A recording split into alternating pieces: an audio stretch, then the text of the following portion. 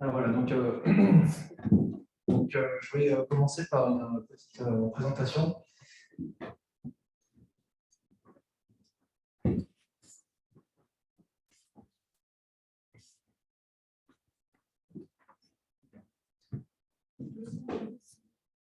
Oui, c'est normal parce qu'en fait, la prise de son se fait ici. Voilà, je m'appelle Romain Hugues, je travaille chez Thales Alenia Space à Toulouse et je suis en charge d'une équipe qui s'appelle Analyse mission et valorisation des données. Voilà. Donc, ce que je tenais à dire, c'est que ça, c'était comme ça une présentation, mais après, ce que je vais présenter, c'est des réflexions personnelles. Ce n'est pas une présentation des activités de Thales, c'est vraiment des réflexions. Donc, je fais ça en dehors de Thales. Je ne pense pas dire de grosses bêtises, mais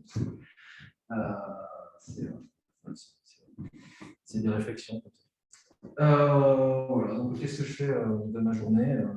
Je fais principalement de la gestion de mon équipe. C'est une quinzaine de personnes, ingénieurs. Et ensuite, de l'expertise technique sur des sujets observation de la Terre, sur des sujets data science, machine learning, exploitation des données, un peu d'ingénierie système pour essayer de transformer les concepts en choses concrètes et un peu beaucoup d'appels d'offres et de capture, c'est-à-dire toute l'activité qui consiste à essayer de ramener de l'argent pour pouvoir travailler.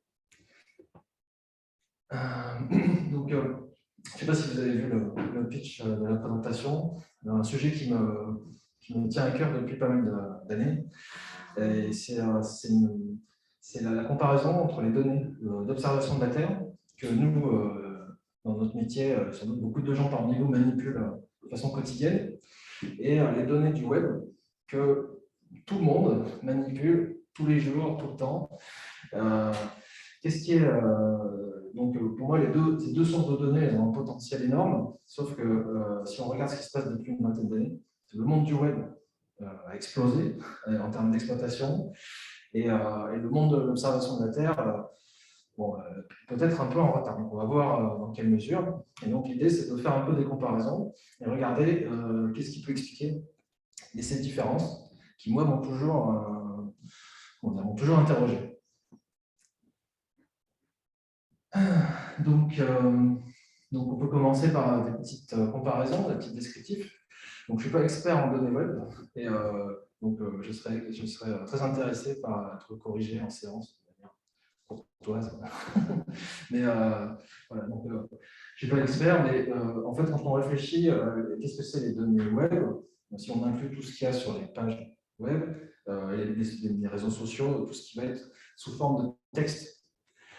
Il y en a pour, alors je ne connaissais pas le terme, il y en a pour des iota-octets, donc c'est-à-dire 10 puissance 24 octets. Donc il y a péta-octet, hexa-octet, zeta-octet, iota-octet. Je pense qu'après, il n'y a plus de termes. Et pourtant, malgré tout, bientôt, on va dépasser il va falloir inventer quelque chose. Donc voilà, c'est un volume phénoménal. Comme je disais, moi, ce qui m'intéresse là dans cette comparaison, c'est le texte en langage naturel. Bon, le langage naturel, ça a le bon goût d'être notre langue. Donc, c'est peut-être quelque chose qui peut expliquer pourquoi on arrive peut-être plus facilement à l'exploiter. Donc, c'est écrit en plusieurs langues différentes. Une grande partie est en anglais, malgré tout. C'est des informations qui sont géoréférencées, soit explicitement. Aujourd'hui, il y a beaucoup d'informations, réseaux sociaux, de news.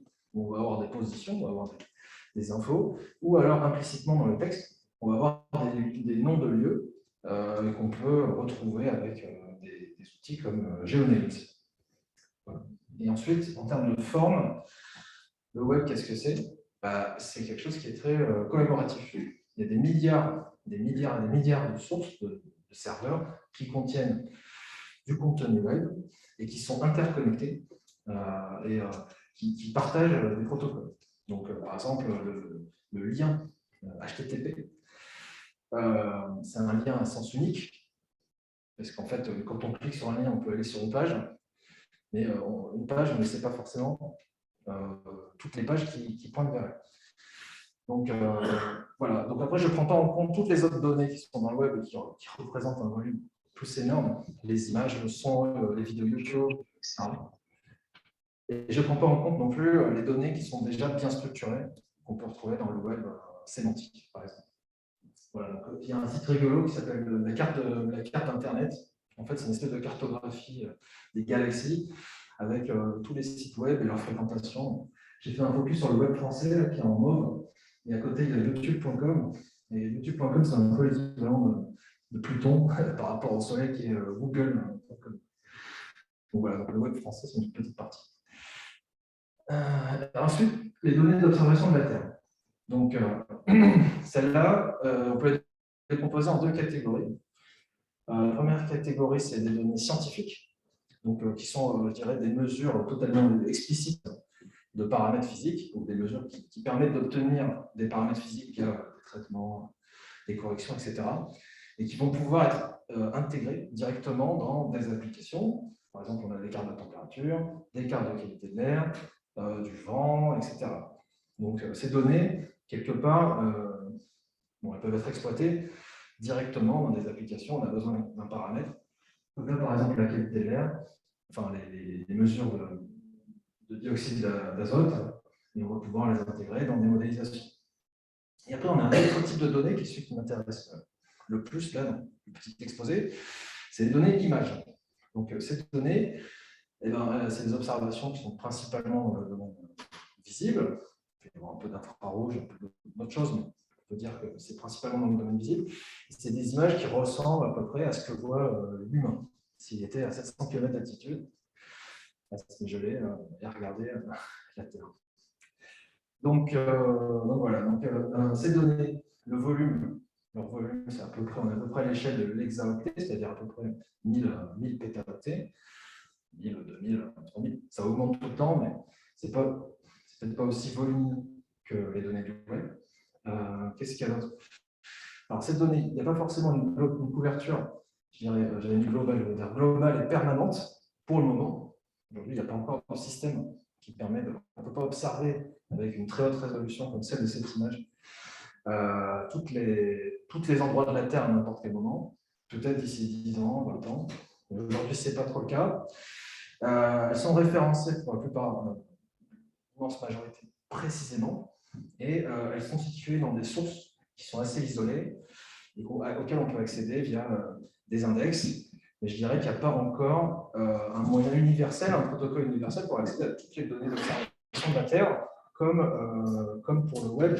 Le web a été vraiment bâti sur un protocole commun, et les données d'observation de la Terre, ça n'a pas été du tout comme ça. Donc, en termes d'accès, c'est très différent. Voilà. Et ensuite, bon, il n'y a pas de protocole commun, il y a quelques standards OGC qui permettent de s'échanger des données. C'est pas tout à fait, on n'utilise pas forcément directement les données d'observation de la Terre dans la vie de tous les jours. Alors, si on fait une comparaison sur quelques critères, qu'est-ce qu'on obtient? Donc, à ma gauche, on a les données du web et les données d'observation de la Terre. D'un côté, les données du web, elles sont, alors en anglais on dit sparse, elles sont éparpillées, elles sont parcimonieuses. C'est-à-dire qu'on a des données géoréférencées un peu partout. Il y a des endroits où il va y avoir beaucoup de données, il y a des endroits où il va y avoir rien du tout. Alors que la donnée d'observation de la Terre, à partir du moment où elle passe sur une zone, elle image toute la zone. Dans les données du web, les mots, comme c'est du texte, les mots sont explicites. On peut faire des recherches par mots-clés. Le contenu des données d'observation de la Terre est implicite, c'est-à-dire qu'il est dans les images. Donc, il faut les interpréter. L'œil humain le fait très bien, mais c'est plus compliqué pour les machines. Les données du web, c'est principalement non contrôlé. Données d'observation de la Terre, voilà, il faut avoir des systèmes, c'est quand même relativement contrôlé. Aujourd'hui, tout le monde ne lance pas son satellite pour collecter ces données pour surveiller sa maison, etc. Voilà, les données sont totalement connectées, d'un autre côté, ils sont isolés. Et ensuite, le dernier critère qui est assez intéressant, c'est comment se génèrent les revenus dans le monde du web. Alors, pour moi, il y a deux façons de faire. Il y a soit avoir des contenus payants, donc c'est de plus en plus le cas. C'était le cas dans mes souvenirs au tout début du web, les sites payants et les sites gratuits. Et puis, entre-temps, il y a eu la publicité avec les régies publicitaires internationales que sont les GAFA. Sur la donnée d'observation de la Terre, les revenus aujourd'hui, c'est surtout par la vente de contenu, la vente d'images, et l'exploitation, c'est aussi par la fourniture de services à valeur ajoutée, ce que j'appelle VS. Alors, qu'est-ce qu'il y a en commun entre ces deux mondes? D'une part, ces deux sources de matière qui sont globalement assez brutes, qui est hautement non structurée. Donc, je ne sais pas ce que vous en pensez, mais j'ai eu des débats avec des scientifiques pendant des siècles pour savoir si les images étaient oui ou non des données structurées. Donc, je pense que pour un data scientist, ce n'est pas structuré, parce que ce sera plutôt un fichier Excel, data frame ou un truc comme ça. Mais pour quelqu'un qui fait du traitement d'image ou un mathématicien, les images sont très structurées. Je ne rentrerai pas dans le débat. Ici, on va prendre la définition du data scientist. C'est-à-dire que les images ne sont pas forcément structurées, c'est-à-dire qu'elles ne sont pas forcément requêtables directement. Il faut quand même aller chercher l'info. Les deux, c'est quand même initialement des choses qui étaient dédiées pour une exploitation humaine, quand on parle des images. Je pense que les images d'observation de la Terre, haute résolution, à la base, c'était surtout pour le monde de la défense, qui voulait savoir ce que faisait son voisin. Et les pages web, à la base, c'était surtout du texte qui était écrit pour des lecteurs. Donc, les volumétristes sont là, on l'a vu. Et donc, les deux, pour être exploités de manière à grande échelle, nécessitent que le contenu soit indexé et structuré. Un peu la conclusion, un peu la conséquence des premiers points. Voilà, donc j'ai mis toujours ce petit schéma qui est un peu aujourd'hui tarte à la crème. Mais donc, je pense que ce qui permet de générer de la valeur, c'est d'arriver à ces niveaux-là. Et aujourd'hui, on est un peu coincé par là, donc il y a encore du chemin. Alors, en termes de structuration, pour les données web, donc pareil, ça m'a toujours passionné. Il y a deux phases. On a cette matière brute. Il y a la première étape, ça va être indexer la matière, donc on va l'analyser, la parcourir. Et donc, les outils qui font l'indexation de contenu dans le web, c'est les moteurs de recherche. Donc, ils se baladent dans les pages avec des crawlers qui sautent de lien hypertexte à lien hypertexte. Ils indexent tous les mots-clés et ensuite, ils vont permettre que ces mots-clés soient rattachés aux pages. Et donc, après, quand on cherche un mot-clé, on va pouvoir retrouver toutes les pages qui contiennent. Alors, je n'ai pas toujours très bien compris, mais j'ai compris que si le protocole HTTP avait été dans les deux sens, c'est-à-dire si un lien permettait de retrouver, en gros, il n'y aurait jamais eu Google, il n'y aurait jamais eu moteur de recherche, parce que on pourrait, quelque part, on pourrait retrouver, faire de l'indexation inverse très facilement. Le truc, c'est que ce n'est pas le cas, donc du coup, ça a donné naissance à des monstres de la Silicon Valley qui se sont chargés en fait, de régler un problème du web qui était le fait que vous ne pouvez pas s'y retrouver, il n'y a pas d'index. Donc ça, c'est la première partie, c'est analyser l'information, l'indexer. Et après, la deuxième partie, pour cette première partie, on n'a pas forcément besoin d'intelligence artificielle, d'outils qui peuvent faire de l'analyse automatique. C'est pour ça que ça fait plus de 25-30 ans que ça existe. C'est principalement des challenges informatiques, de la structuration de bases de données, etc. Des automates. Après, à côté, la structuration des données, la modélisation des connaissances, c'est les graphes de connaissances. Donc là aussi, des technologies qui ont été créées par tous les acteurs du web, et donc qui permettent de modéliser les relations entre des concepts. Donc pour faire ça de manière automatique, il faut quand même être capable d'interpréter la matière brute qui est du texte, donc il faut des outils pour faire de la compréhension de texte, de l'interprétation de langage naturel. Donc, en observation de la Terre, comment on s'y prend? Là, j'ai pris un exemple, c'est un projet. Si personnel, j'y participe pas, mais c'est un projet Horizon 2020 qui est piloté par un consortium de gens très très bien en Europe. Et donc, ce schéma est intéressant parce que c'est vraiment les 4 étapes de l'exploitation des données. On a toujours une première étape de collection des données. On va avoir les données de nos satellites. Souvent, très souvent, on est obligé de compléter les données d'observation de la Terre avec d'autres données, d'autres sources. Donc ça, c'est une particularité, c'est que la donnée d'observation de la Terre, très souvent, elle ne se suffit pas forcément à elle-même, elle nécessite un complément. Donc ensuite, on a la partie data processing, c'est-à-dire extraction d'informations, comme on a vu, indexation du contenu, et modélisation des connaissances dans un format qui se trouve être un format du web, Linked Open Data, et après une exploitation dans des applications thématiques. Voilà. Ça, c'est le genre de choses très standard, mais tout est là. Et après, voilà, on essaie d'améliorer la capacité à extraire l'information des images, on essaie de trouver des méthodes qui permettent de modéliser, qui vont être plus scalables, etc. Mais globalement, l'exploitation des données d'observation de la Terre, ça se fait à travers ces étapes. Voilà. Donc plus précisément, il y a 4 étapes.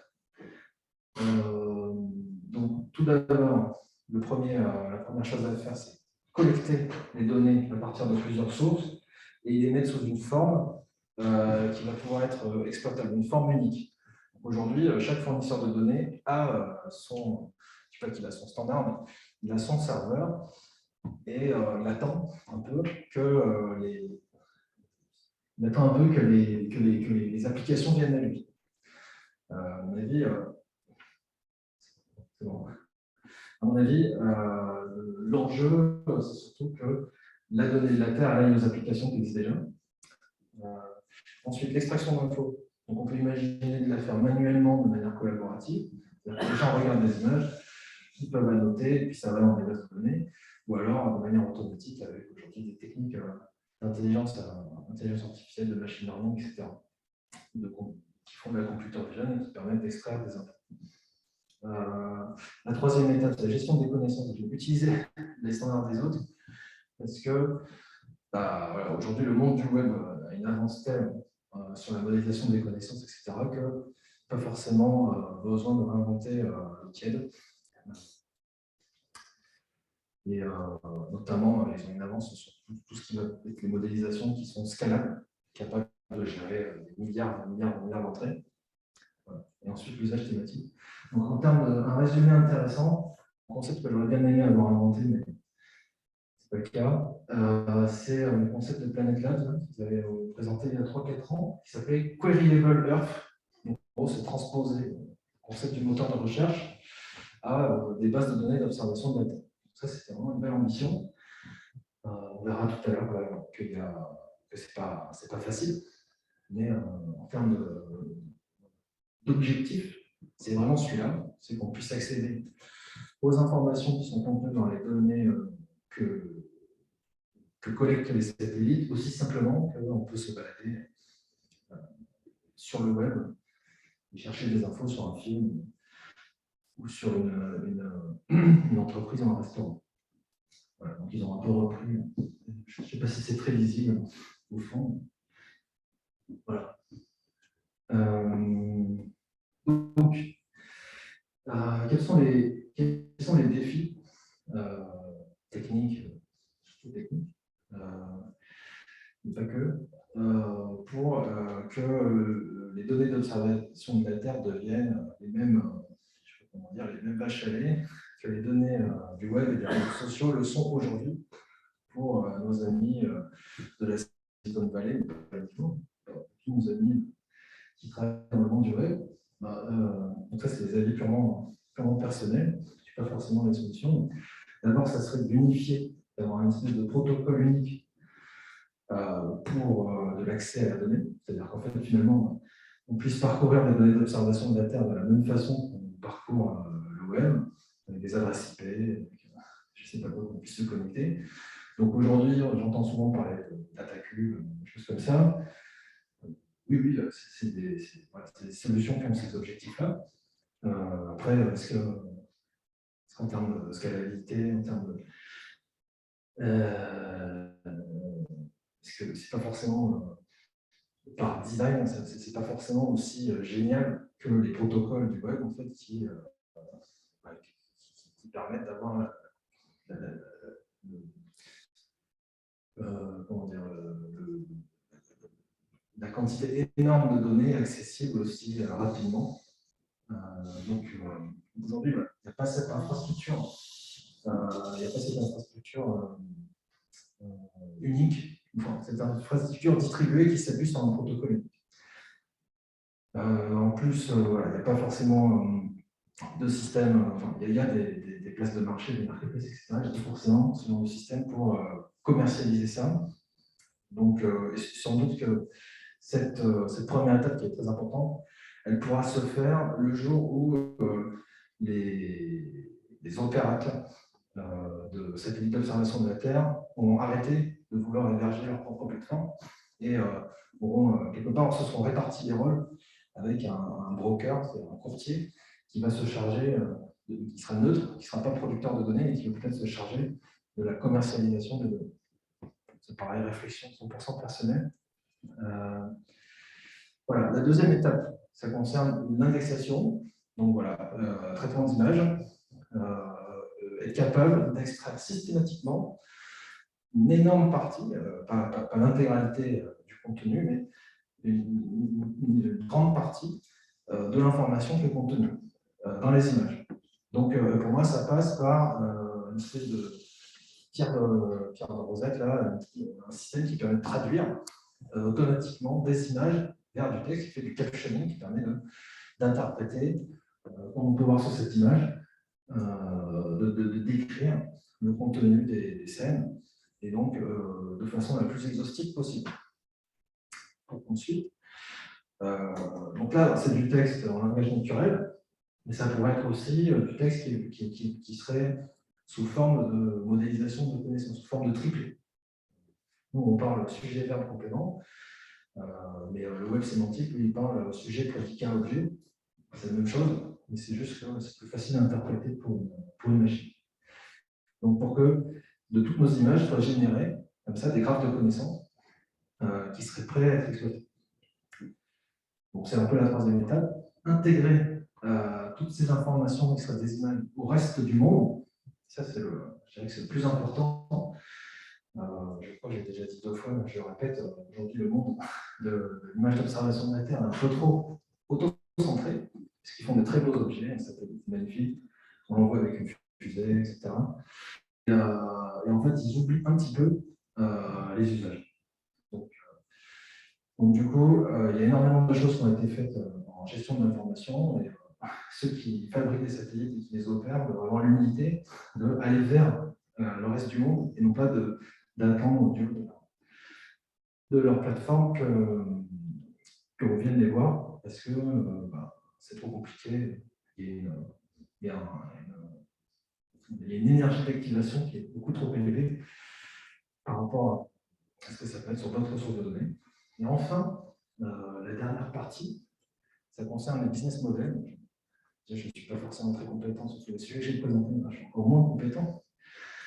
Ça concerne donc, on a vu que les GAFA, Facebook, Google, etc., ils ont réussi en exploitation des données du web que d'autres personnes avaient produites, et ils les ont exploitées grâce à des systèmes de régie publicitaire où en fait ils faisaient de la recommandation, des choses comme ça. Donc, quels sont les business models similaires qui pourraient être déployés dans le monde de l'observation de la Terre? Je ne sais pas exactement, je n'ai pas vraiment d'idée, mais je pense que la clé, c'est aussi une réflexion assez profonde sur ces questions-là. Je n'ai pas de solution. Je ne sais pas forcément si non plus les Google et Facebook, quelque part, exploitent les choses de manière pas légale, mais légitime. Je n'ai pas d'avis sur la question.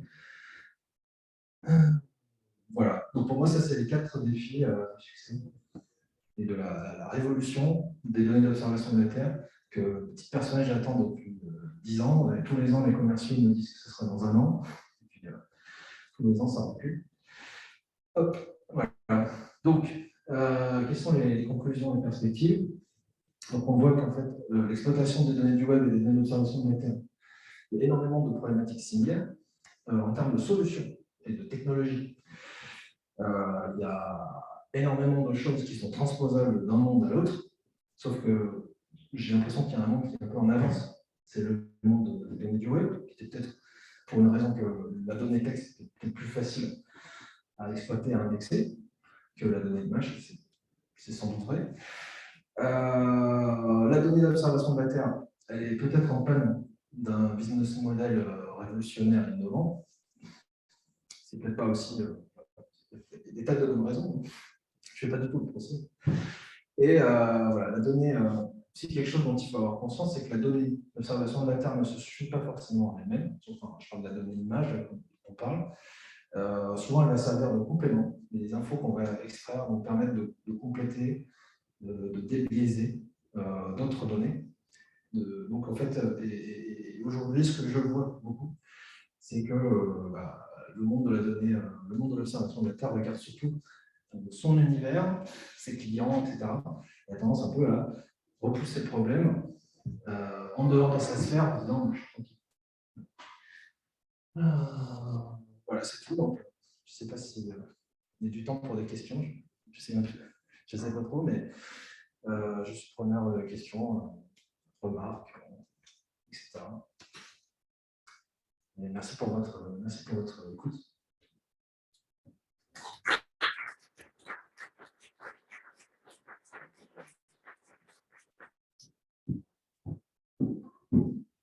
Merci beaucoup, Romain.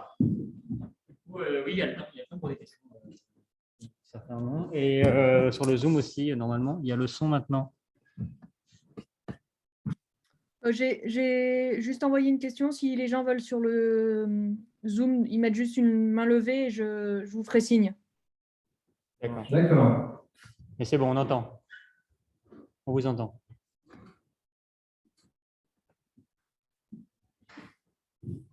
Est-ce qu'il y a beaucoup de gens ici qui travaillent dans le monde de l'observation de la Terre ou de data scientist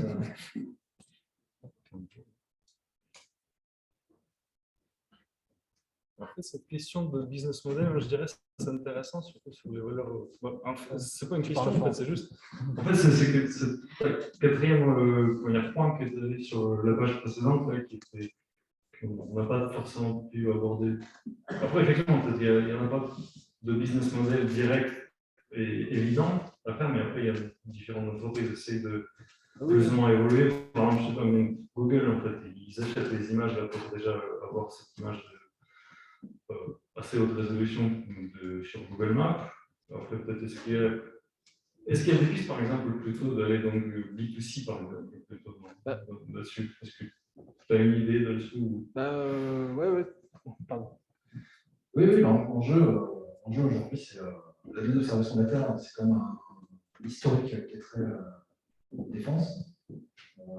Souvent, les ministères de l'armement, les ministères de la Défense, ils ont des gros budgets qui permettent de se payer grassement. Et effectivement, le B2C, c'est pas forcément le fait d'avoir des clients qui sont très compétents, qui connaissent bien ce qu'ils veulent, etc. Donc, c'est pas forcément le B2C aussi, j'ai l'impression que c'est un défi. À part la météo, il y a besoin sans arrêt de données fraîches que tout le monde utilise indirectement dans la vie de tous les jours. Je ne sais pas si l'observation de la Terre, effectivement, il y a des fonds de cartes Google Maps, mais ils sont mis à jour pas dans réel. Donc oui, ça c'est sûr, toucher le grand public directement, qui fait qu'on a des applis sur son téléphone qui font qu'on a besoin. Regarder comme ça, en fait, comme Google Maps, mais un peu plus. Oui, voilà, genre, est-ce que ma maison est en train de brûler quand je suis en vacances, ce genre de choses. Donc, ce qui est rigolo, c'est que les données d'observation de la Terre, à la fois, on en a trop, parce qu'il y a un gros volume, il faut les stocker, mais à la fois, on n'en a pas assez, parce qu'il y a plein d'applications super géniales qu'on ne peut pas faire parce qu'on a des trous.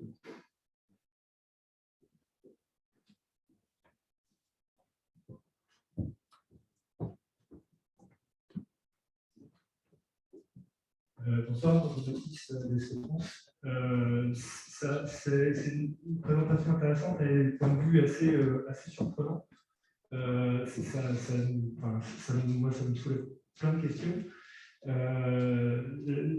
Commencer par une déjà, quelle est votre perception, votre avis par rapport à des initiatives comme ce que l'ESA et la Commission européenne essaient de faire dans le cadre du Copernicus et des DIAS, la mise à disposition des données et toutes les infrastructures qui vont autour. Et après, juste une remarque là sur l'aspect B2C. Prenez l'exemple de la météo. Alors, je ne sais plus si c'était une séance précédente, on parlait justement des données météo, où en fait tout le monde utilise la donnée météo. C'est une information qu'on a assez facilement dans son téléphone. Finalement, assez peu de gens réalisent que c'est fait avec de la donnée satellite.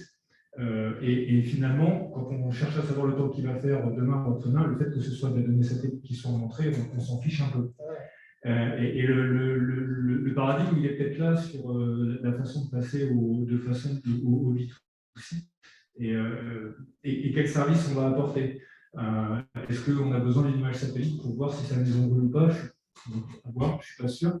Ce qui est sûr aussi, c'est qu'il y a des opérateurs qui sont en train d'arriver aujourd'hui vers des capacités d'observation avec des très hautes fréquences. Notamment, il y a des opérateurs chinois que j'ai rencontrés il n'y a pas longtemps qui annoncent des constellations à une centaine de satellites avec une image tous les quarts d'heure. Donc, on n'est pas très loin de la permanence qui était évoquée à un moment donné. Après, la question, c'est qu'est-ce qu'on fait les volumes, comment est-ce qu'on la traite, comment est-ce qu'on l'indexe, comment est-ce qu'on l'exploite et quels services on apporte. Et là, et du coup, voilà, ça reboucle un peu avec la question initiale sur les DIAS et Copernicus. Merci. Allô?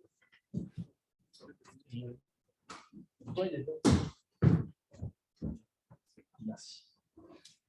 Merci beaucoup pour la question, Jean-Baptiste. Moi, je n'ai pas forcément les réponses. Effectivement, les initiatives de l'ESA, il y a eu l'ETIAS il y a quelques années. C'était principalement pour le programme Copernicus, qui est un programme, peut-être un des premiers programmes d'envergure, où en gros il y a 10 pétaoctets de données qui arrivent chaque année, et qui sont enviés pour le data access. Aujourd'hui, il n'est pas au niveau de ce qui est en l'air, techniquement, donc il faut remonter. Donc ça, c'était des initiatives super assez nouvelles. Et donc aujourd'hui, je pense que ça a permis sûrement meilleure qualité en termes d'accès à la donnée Copernicus. Et sûrement, ça a permis aussi aux gens ça a servi d'agrégateur pour permettre à d'autres sources de données et des gens qui développent des applications d'exister. Donc, ça a permis aussi d'améliorer à la fois l'aspect place de marché, la visibilité des personnes qui développent des applications et l'aspect, je dirais, broker de données. Après, à mon avis, il y a encore du chemin. D'ailleurs, Destination Earth, tu parlais? Je ne l'ai pas évoqué. J'ai pensé que tu allais poser la question. Donc, effectivement, voilà, c'était il y a 5 ans, cette histoire de BIAS déjà, il y a 5 ans. Et donc, aujourd'hui, c'est l'étape d'après, encore plus ambitieuse, avec des cubes. Voilà, donc, effectivement, l'ESA est assez actif sur cet accès, sur l'accès à la donnée, parce qu'effectivement, c'est le premier défi, c'est le premier aussi dans la liste. Donc, après, effectivement, oui, je suis tout à fait d'accord avec ce que tu dis par rapport à la météo. Ce n'est pas du B2C, mais c'est la seule application, comme je disais, où en gros, on a besoin de données régulières dans un usage vraiment quotidien. Après, aussi, quelque chose dont je n'ai pas parlé, qui est extrêmement intéressant, c'est j'aurais pu faire tout cet exposé sur aussi les deux univers étant l'observation de la Terre et l'Internet des objets, les objets connectés. Aujourd'hui, en fait, quand on me demande qui est la plus grande menace pour les satellites d'observation de la Terre, en gros, qui c'est qui va connaître au chômage, tout le monde pense aux drones.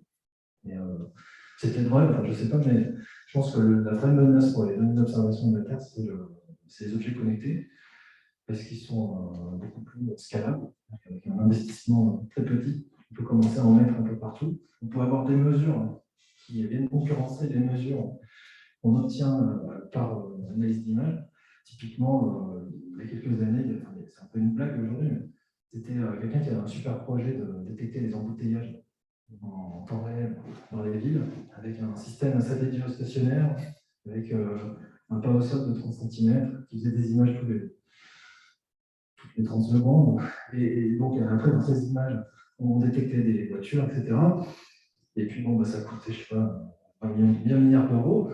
Et puis, il y a quelqu'un qui s'est dit, mais en fait, tout le monde a des smartphones. Donc, en fait, l'information sur le trafic, on la voit avec la vitesse des smartphones. Et quand il y a une paquet de smartphones agglutinés, c'est un embouteillage.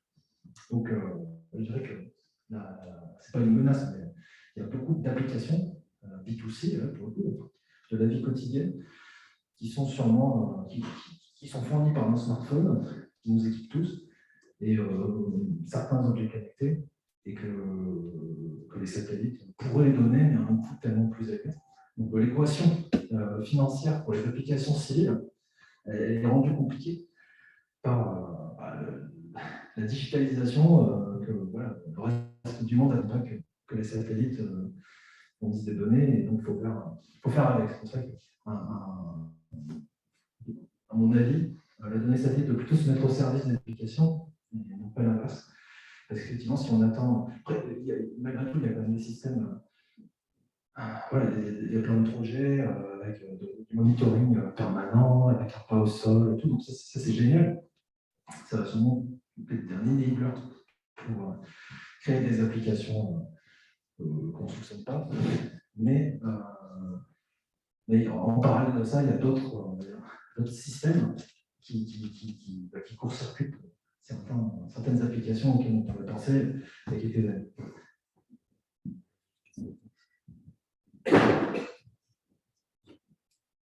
D'autres questions? Il y a d'autres questions? Alors, non.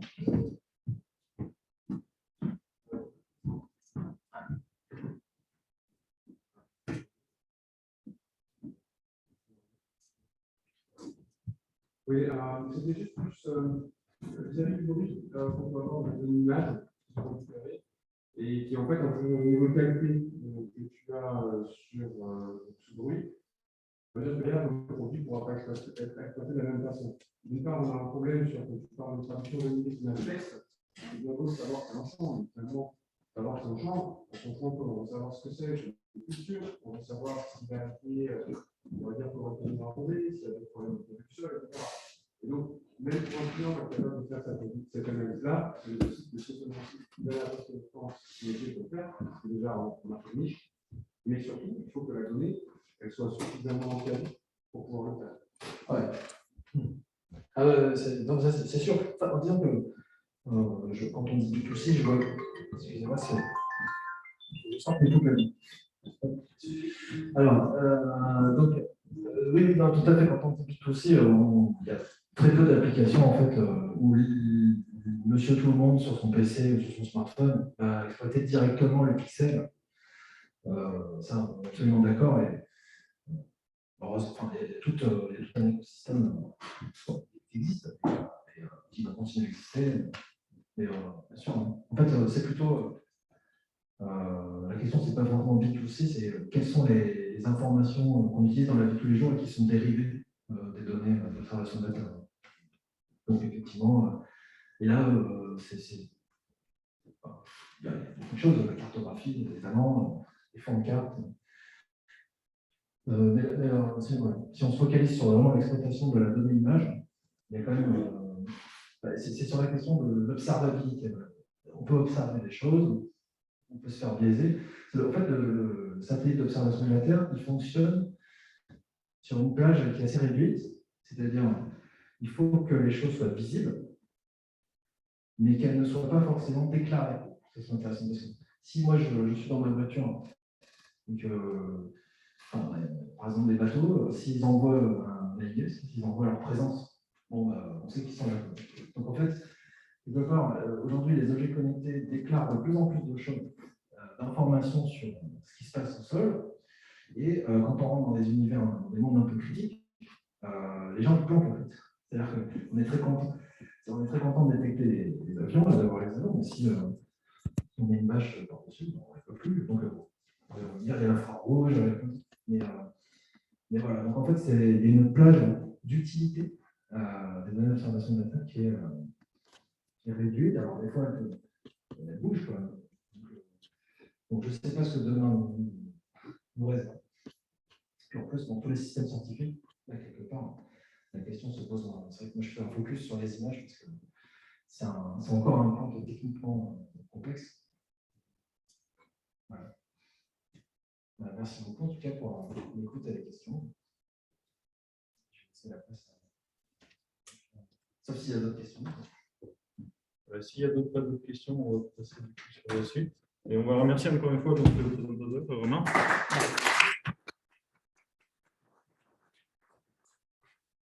Oui, merci beaucoup Romain. Est-ce que tu peux départager? Je vais juste partager vite fait les planches.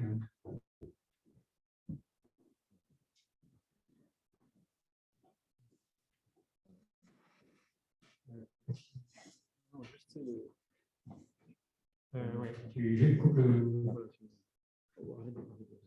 Ah voilà, je cherche. Yes. Mais on ne va pas déconnecter le système parce que sinon on va connecter au appareil. Si tu peux présenter mettre le Zoom. Yes, comme ça, on est bon. Ok, désolé, encore désolé pour les petits contretemps liés à l'organisation. Donc, je vais faire l'introduction entre les deux talks, c'est bien, ça fait une petite pause. Donc, encore merci Romain d'avoir fait le premier sujet et merci Adrien par avance d'avoir accepté de faire le deuxième. Donc, aujourd'hui, l'idée c'était de faire un multi-sujet observation de la Terre. Web et observation de la Terre rencontre entre les deux univers et Adrien va enchaîner sur l'évaluation de dégâts sur les bâtiments et par imagerie satellitaire, donc une utilisation d'imagerie d'observation de la Terre. Je ne suis pas sûr que ça soit très vite aussi par contre. Est-ce que, je vais faire ça hyper rapidement, est-ce qu'il y a des gens qui viennent pour la première fois au TDS? Ok, 4, 5 personnes, ok. Donc, super rapidement, on est une association que Toulousaine depuis 2015 qui organise des événements autour de la data. La majorité de ces événements-là sont à Haricot. Et donc, il y a plusieurs types d'événements que nous organisons. Donc, ici, aujourd'hui, vous êtes à ce que nous appelons généralement un data talk. Donc, c'est une présentation par une ou plusieurs personnes sur un sujet de leur choix, devant une audience fournie et intéressée. On fait aussi, on en fait un peu moins en ce moment, des événements un peu plus restreints où on va aller plutôt manipuler. Donc, c'est ce qu'on appelle des no blabla ou des Lambda Club, ou plutôt des TP, soit des TP, soit un mix entre un TP et une présentation plutôt orientée papier de recherche ou nouvelles technologies. Et on fait aussi surtout les data mojitos qui sont des soirées où on boit des mojitos en discutant data. Donc c'est l'événement networking de l'association. On en a fait un à la rentrée pour se retrouver.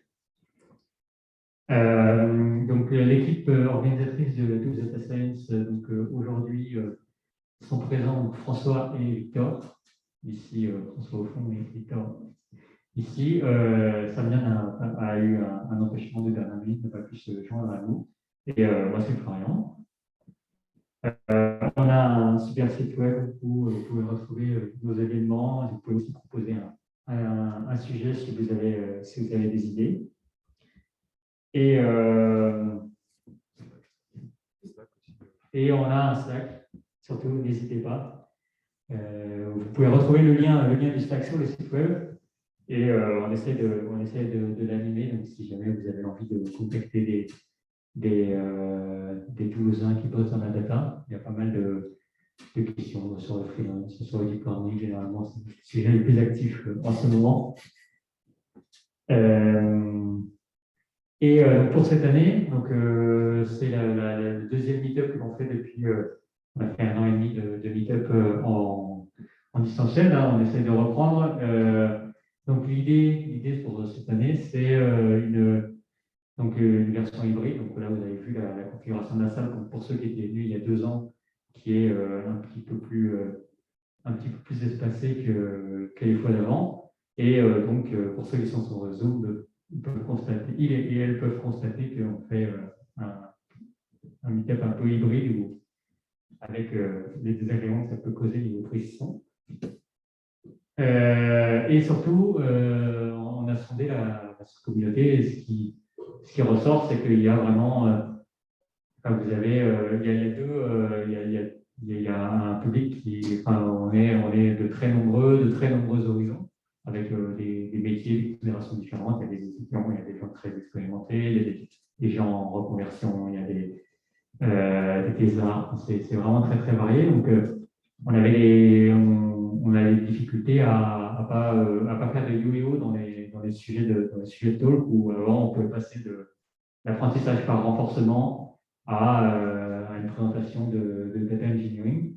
Donc, ce qu'on s'est dit, c'est qu'on allait essayer de faire des sessions thématiques sur 3 mois, avec 3 talks sur un sujet général.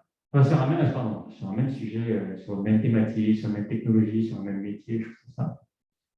Et en essayant de commencer, par exemple, le premier talk à chaque fois sur une présentation assez générale des enjeux du métier, et ensuite d'aller dérouler ça en axe plus technique. Et aussi d'aller l'alterner, donc comme aujourd'hui, plus de multi-sujets, où on va aller,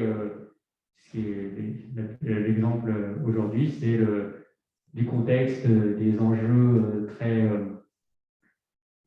pour voir vraiment les enjeux qu'il y a autour du métier, et une présentation qui, à mon avis, sera un peu plus technique sur une application. Donc là, on a parlé d'application B2C, on va voir une autre application, un type d'application en détail de l'imagerie sécuritaire. Et vu qu'on était pas mal dans l'équipe organisatrice à bosser dans le domaine, on s'est dit qu'on allait commencer par l'observation de la Terre. Donc c'est pour commencer en douceur. Donc c'était le thème des 3 premières séances, c'est sciences des données au service de l'observation de la Terre. Et donc l'agenda, donc on est au deuxième créneau de cette session thématique. Donc avec Romain Adrien, le 9 c'était Aravine qui nous a fait une présentation générale sur le marché et l'écosystème de l'observation de la Terre. Et donc dans 2 semaines, on va poster le meet-up très rapidement. Donc si tout se passe bien, dans 2 semaines, nous allons accueillir Jean-Marc et Emma qui vont nous parler un talk sur exemple illustré d'usage des données spatiales par quelqu'un qui travaille au CNES et quelqu'un qui travaille au CSDO, qui est un labo de recherche en imagerie satellitaire, sur un satellite plutôt beaucoup moins connu, et sur des applications plutôt suivies de l'environnement et du climat. Voilà. Et je vais repasser la parole à... Ah oui, ici vous êtes à Haricot, on est hyper contents, merci à eux, merci de nous avoir excuse-moi. Merci Benoît et Nathalie de nous accueillir toujours autant. N'oubliez pas pas trop faire de bruit dans la cour pour les voisins. Et alors d'habitude on a un pot, mais vu que là on essaie de finir plus tôt pour permettre à Benoît d'aller se coucher, ou de finir sa journée plutôt surtout, on ne va pas faire de pot. L'idée, c'est, si jamais vous voulez continuer à discuter, de se retrouver. Donc, il y a un bar pas très loin qui s'appelle l'Atelier du Char, qui est assez grand. Donc, si vous voulez, on peut se retrouver là-bas pour les personnes qui le souhaitent après. Voilà. C'était ça la présentation. Et donc, je vais repasser à la parole à Adrien. Merci beaucoup d'être venu. Merci à toi pour l'invitation.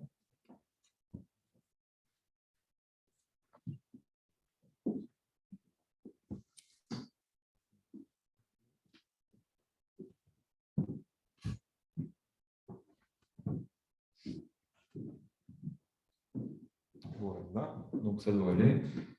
Alors, j'espère juste qu'on ne tombera pas en panne de batterie au milieu, mais on va croiser les doigts. Donc, moi, j'ai un parfait exemple de ce qui était présenté à la présentation précédente, c'est-à-dire qu'en fait, ça va être une application sur une activité de niche, en fait. Et donc ici, on va s'intéresser à la détection de dégâts dans le bâti. Tout ça avec des méthodes de deep learning. Mais avant tout ça, je vais vous faire quand même une toute petite introduction sur l'entreprise dans laquelle je travaille, qui s'appelle Agenion Space. Alors, nous, on est une PME. Donc, François aussi de TDS y travaille. Et alors, nous, notre spécialité, c'est avant tout ce qui est l'image processing, avec des activités qui soient plus sur la qualité image ou sur l'interprétation des images, donc avec des applications IA, ainsi de suite. On a une grosse activité sur les thématiques de deep learning, appliquée à toutes sortes de choses, et aussi une spécialisation plutôt sur le deep learning at the edge.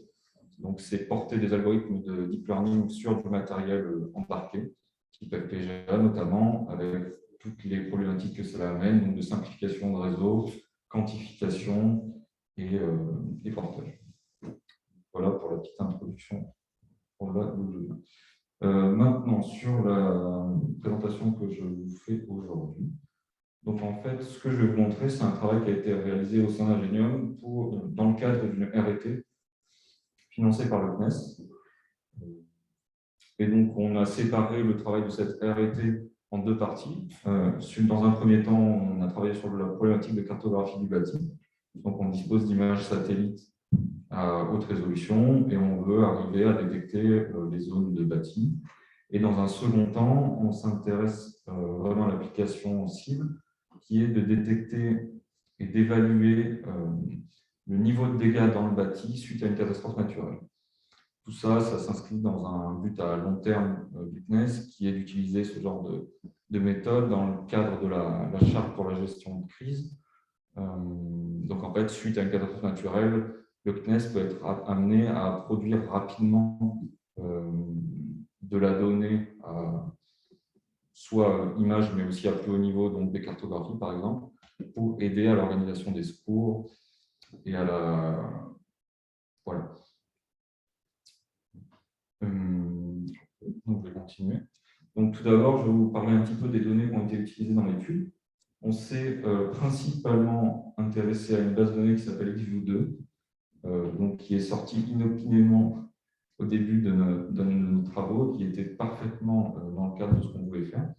Donc, en fait, on a une base de données d'images donc dans le visible, en RGB, qui couvre une vingtaine de catastrophes naturelles, avec différents types de catastrophes naturelles, des séismes, des incendies, etc., dans différentes régions du monde. On remarque quand même qu'il y a une dominante sur les catastrophes naturelles en Amérique du Nord. Et donc, ça va forcément biaiser un petit peu notre étude, mais c'est quand même intéressant. On a pour chaque catastrophe naturelle des images pré-catastrophe et post-catastrophe, sachant que les images pré-catastrophe dont on dispose sont potentiellement beaucoup plus anciennes que les post-catastrophes. C'est-à-dire qu'on peut avoir plusieurs années d'écart, 2-3 ans. Voilà. Et pour chacune de ces catastrophes naturelles, donc on va avoir en vérité terrain l'emprise du bâti, et en plus une classification du niveau de dégâts sur chacun des bâtiments en 4 niveaux de dégâts. Donc soit le bâtiment est complètement rasé, soit il n'a pas de dégâts, soit des dégâts mineurs, des dégâts majeurs. Ici, quelques détails supplémentaires sur la base de données. Donc, on va avoir environ 11 000 images, comme je le disais en RGB. On a des images qui viennent de différents satellites, donc principalement ces 3 satellites que je cite ici, Wavio 2, 3 et GOL. Potentiellement, l'image pré-catastrophe et post-catastrophe ne viennent pas du même satellite. Et on a une résolution de l'ordre de 50 cm. Et une particularité qui est vraiment spécifique à la gestion de crise, c'est qu'on va avoir des images avec des forts dépointages.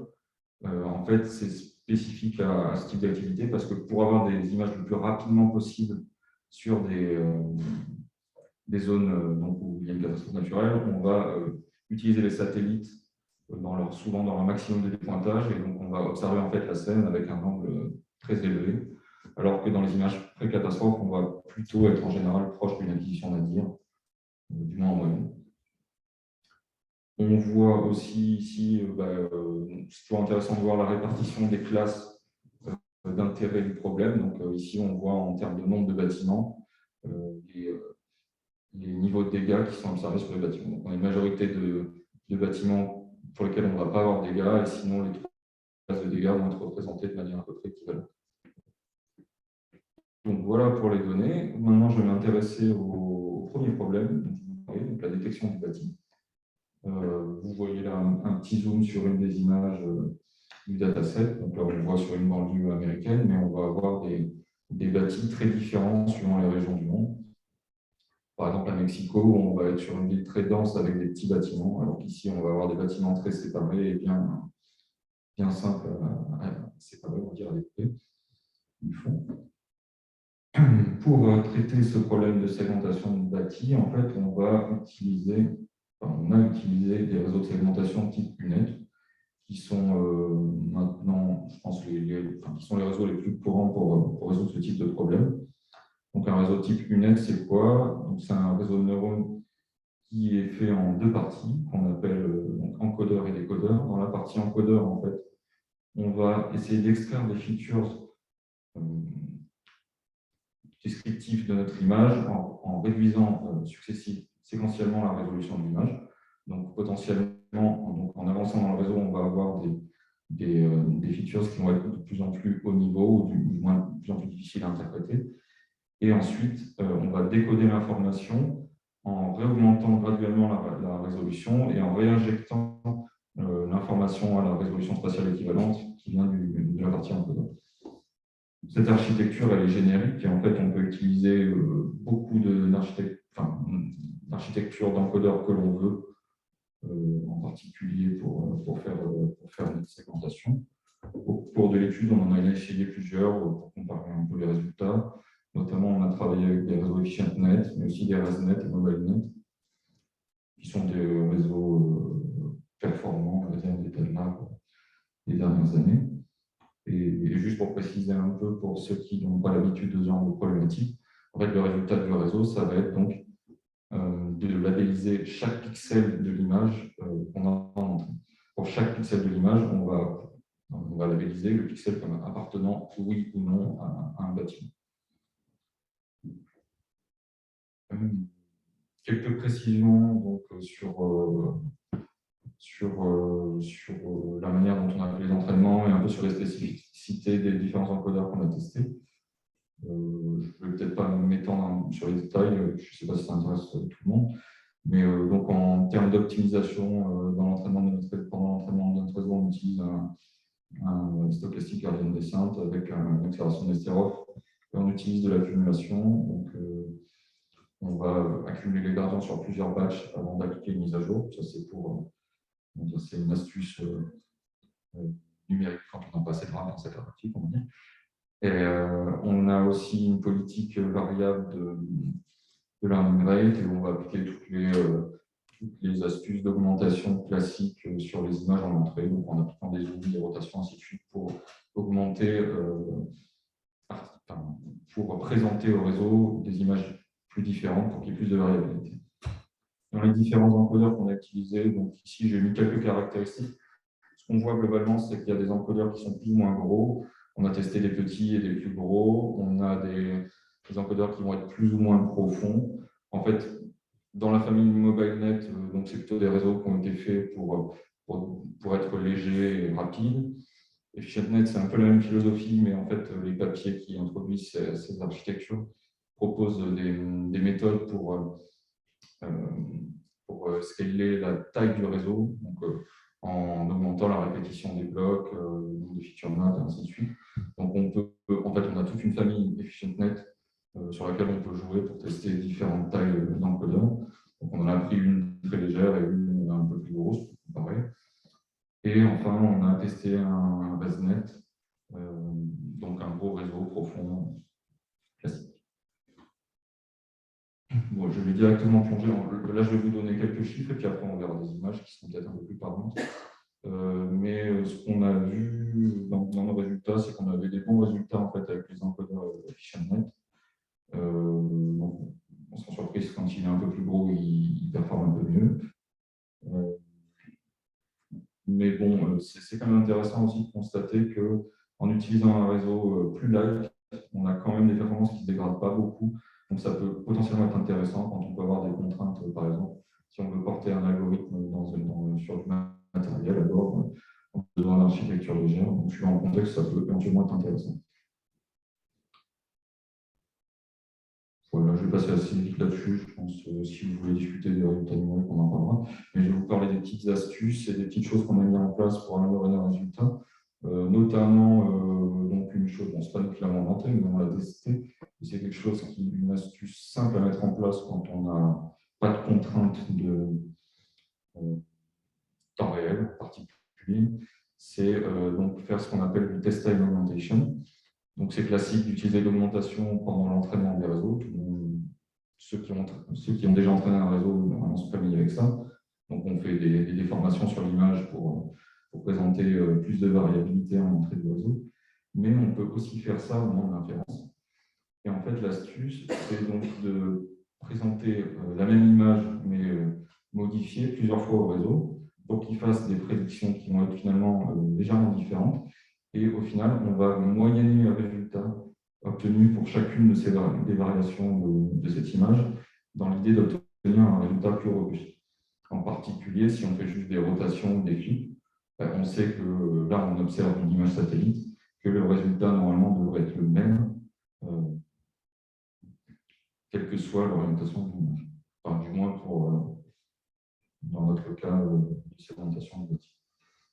Et ce qu'on a observé dans nos expériences, c'est qu'en faisant ces petites astuces, on arrive systématiquement à améliorer d'un petit pourcent nos résultats, mais bon, 1% à la fin, ça devient intéressant. Et donc là, si vous le voyez en chiffres, c'est exactement ce que je viens de dire, en fait, pour chacun des réseaux. Donc, suivant si on utilise le test augmentation ou non, on voit qu'on gagne 1%. Là, pour notre meilleur réseau, on passe de 82 à 33%. Ce que je n'ai pas spécifié au début de ma présentation, c'est que cette base de données IDVIEW2, en fait, elle a été publique dans le cadre d'un challenge.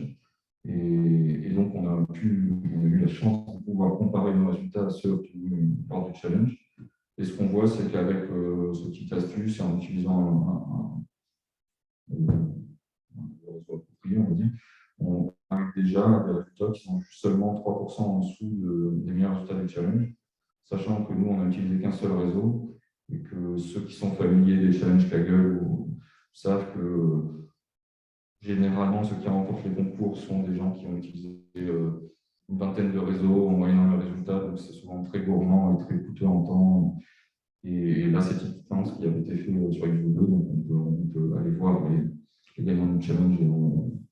Si on regarde les 5 premiers, c'est ce qui a été fait. Donc, avec un unique réseau, avoir une perte de seulement 3%, c'était déjà très satisfaisant de notre point de vue. On a quand même essayé de faire un peu d'ensemble, donc c'est-à-dire d'utiliser les prédictions de plusieurs réseaux pour essayer d'améliorer. On n'a pas voulu se lancer dans l'entraînement de 30 réseaux pour moyenner les résultats, ainsi de suite, mais on voulait voir si déjà avec les réseaux qu'on avait entraînés, en combinant les résultats, on pouvait améliorer ce qu'on avait. Ce qu'on s'est rendu compte, c'est que ce n'était pas le cas. Alors, on a plusieurs idées pour expliquer ça, mais c'est juste des intuitions, on va dire. Mais, on a remarqué que lorsqu'on utilisait des lances en ligne avec des réseaux qui avaient des performances relativement similaires, on arrivait à avoir un léger gain. Alors que quand je prenais le réseau qui avait le mieux performé et que j'essayais d'agréger les résultats d'un réseau qui était un peu moins bon, on avait tendance à dégrader. Et donc ça, c'était une petite piste qu'on avait. En fait, on se disait que certainement, pour avoir quelque chose de plus stable, en fait, il faudrait faire de l'ensemble déjà sur une architecture unique, en prenant la plus performante, en la réentraînant plusieurs fois avec des initialisations différentes ou avec, par exemple, des augmentations légèrement différentes. Et une approche comme celle-là, peut-être, pourrait donner des résultats meilleurs. Mais en gros, ce qu'on a vu, c'est que ce n'était pas si simple que ça, du moins avec peu de réseaux, en agrégeant le résultat, d'améliorer ces résultats. Donc, enfin, des images. Raté. J'attends quelques instants pour voir si ça revient. Très bien. Donc, vous pouvez voir ici des images pré-catastrophes, donc des images donc avant le passage d'une catastrophe. On voit différents types de scènes, donc avec des zones très urbaines, des zones en bord de côte.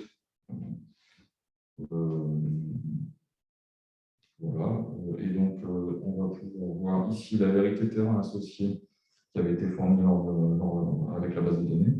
Si je fais des petits allers-retours, on voit exactement ce que je vous ai dit. On a des images comme celle au centre là, qui sont très denses, avec des bâtiments très petits. Et on va avoir des zones plutôt type banlieue américaine ici, ou carrément des zones de campagne avec juste un bâtiment ou quelques bâtiments présents. Et maintenant, si on regarde, donc ça c'est le résultat obtenu avec notre réseau. Donc si je fais des petits allers-retours entre la vérité terrain et ce qu'on a obtenu, donc on voit qu'on est assez proche. On voit quand même qu'il y a des différences. Je peux en pointer quelques-unes, c'est intéressant. Dans cette image notamment, vous allez voir si je fais des allers-retours, il y a une structure ici qui apparaît et ici aussi. Et si on revient sur les images, en fait, on se rend compte qu'ici, en fait, ce n'est pas un bâtiment, mais c'est des cultures sous serre. Donc, en fait, ça explique pourquoi le réseau s'est trompé. Et ici, les erreurs qu'il y avait, c'était dû à une zone de construction. Donc, on a des piles de gradins, ainsi de suite. On a aussi une erreur spécifique sur les terrains de sport. Donc, vous pouvez voir ici des terrains de tennis, je pense. Il me semble qu'il y a un stade aussi sur notre image, que je ne vois pas à l'instant. En bas, là. Et donc, vous pouvez voir si je fais les allers-retours sur les images, ici on a les terrains de tennis qui ressortent, les stades ici. Donc on voit que ce n'est pas parfait, mais on a quand même quelque chose de vraiment pas mal. Voilà. Aussi, un autre détail qui est intéressant, c'est qu'on voit notamment ici dans l'urbain dense qu'on a, ça fait un peu dépaté, on va dire, sur les bâtiments. Dans notre contexte, ce n'était pas dramatique. On n'a pas cherché en fait, à faire une séparation en instance de bâtiments. Ce serait possible, mais le réseau en fait, il n'était pas du tout entraîné à séparer les bâtiments les uns de l'autre. Donc c'est pour ça que lui, il est peut-être un peu grossier à ce niveau-là. Mais pour l'application qu'on vise, qui est de pouvoir identifier les zones plus ou moins détruites, on n'a pas besoin de séparer les bâtiments en instances individuelles. Donc on ne s'est pas focalisé sur ce problème. Mais c'est quelque chose qui peut être fait, il y a de la littérature là-dessus, pour arriver à avoir des contours beaucoup plus nets. Donc maintenant, je me penche sur la seconde partie du problème, donc qui est la segmentation de dégâts. Donc là, on va essayer de séparer en différentes classes de dégâts. Vous voyez ici un zoom donc, sur une image donc, avant et après catastrophe. Donc ici, c'est assez évident que tout a été rasé, mais donc, dans beaucoup de cas de figure, on va avoir des bâtiments qui sont partiellement détruits, peu détruits, et donc là, ça va être beaucoup plus ambigu et beaucoup plus difficile de savoir avec la classe de dégâts le bâtiment apparaît. Et ce qu'on voit également, c'est qu'au-delà des changements dans le bâti, on a aussi des changements dans le contexte, donc là, notamment la végétation. Alors, je ne peux pas vous dire si ça a été détruit par la catastrophe ou si c'est simplement un changement de saison. C'est aussi possible que parfois on ait des saisons différentes, hiver d'un côté, été de l'autre sur la pré- et post-catastrophe. Donc forcément, ça implique des gros changements dans la végétation.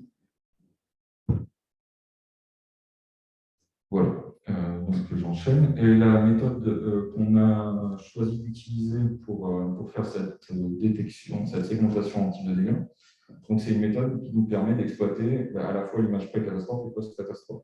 Et pour ça, ce qu'on a fait, c'est qu'on a utilisé ce qu'on appelle un réseau Siamois. En fait, c'est le même type de réseau que ce qu'on a utilisé pour la segmentation de bâti, sauf qu'on va dupliquer la partie qui est en orange ici, et chacun des deux encodeurs va traiter l'un l'image pré-catastrophe et l'autre l'image post-catastrophe. Mais ces deux encodeurs partagent eux les mêmes pôles. Donc, si on fait la comparaison avec l'architecture précédente, on va avoir le même nombre de paramètres dans le réseau. Par contre, on va avoir plus de feature map, puisqu'en fait, tout est dupliqué sur toute la partie encodeur. Et la jonction avec la partie décodeur, donc elle va se faire à plusieurs endroits. Elle va se faire déjà à la sortie de l'encodeur, donc où les deux encodeurs vont être, les sorties des deux encodeurs vont être concaténées pour être fournies au décodeur, mais aussi, donc on va réaliser la même opération à chaque skip connection. Donc c'est une liaison à résolution égale entre le décodeur et l'encodeur.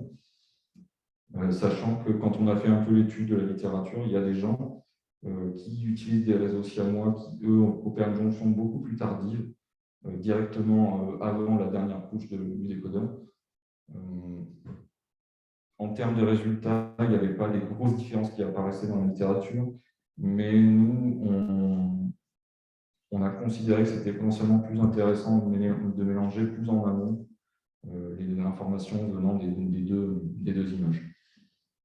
Après, il faudrait faire des tests complémentaires, effectivement, pour essayer de comprendre un peu mieux comment optimiser cette architecture siamoise. Et donc, je ne sais plus si je le dis dans une slide plus tard, mais au pire, je prends un peu d'avance. Ce qui est intéressant aussi, c'est qu'en utilisant cette architecture, ce qu'on peut faire, c'est initialiser les poids de notre réseau avec le réseau qu'on a entraîné à faire de la détection de bâtiments. C'est-à-dire qu'on va partir d'un réseau qui sait déjà reconnaître les bâtiments et on va continuer l'entraînement pour essayer de faire en sorte qu'il arrive à séparer différentes classes de dégâts en utilisant deux images au lieu d'une seule.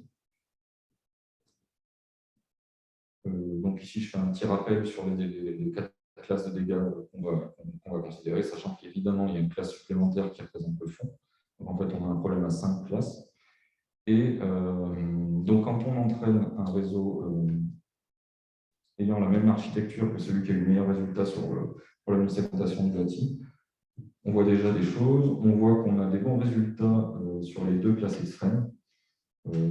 Ça paraît assez intuitif que ça va être les classes les plus faciles à identifier. Et surtout, on remarque qu'on a beaucoup de difficultés avec la seconde classe, donc dégâts mineurs, où là, en fait, on a des bâtiments très peu endommagés. Et on va avoir de nombreuses confusions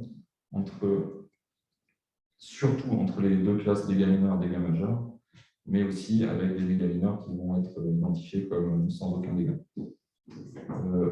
À partir de ce résultat, on a essayé de mettre en place différentes stratégies, notamment qui utiliseraient plusieurs réseaux, je vais vous détailler un peu, pour améliorer notamment la classification des dégâts mineurs.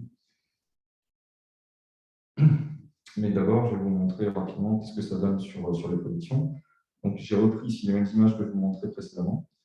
Mais cette fois-ci, je vous montre ici les images post-catastrophe. Donc, si je reviens rapidement, on voit par exemple des zones inondées sur ces 2 images.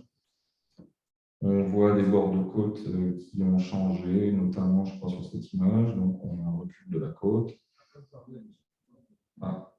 Je patiente quelques instants. Je continue quand même les commentaires, on va dire. Ce que vous remarquerez aussi, c'est qu'on a quelques petits nuages qui sont présents sur les images ici et là.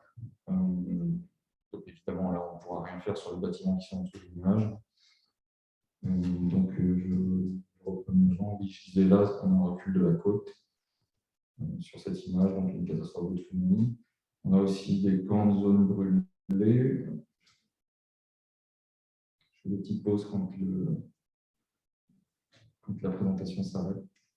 Je crois que ça va pour le zoom.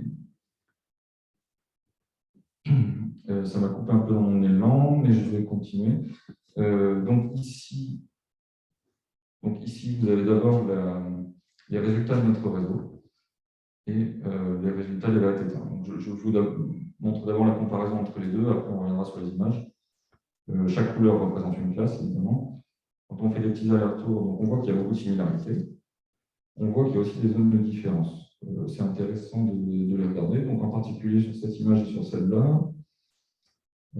Si je reviens en arrière, en fait, en étudiant les images, on s'est rendu compte qu'il y avait des erreurs dans la labellisation, apparemment.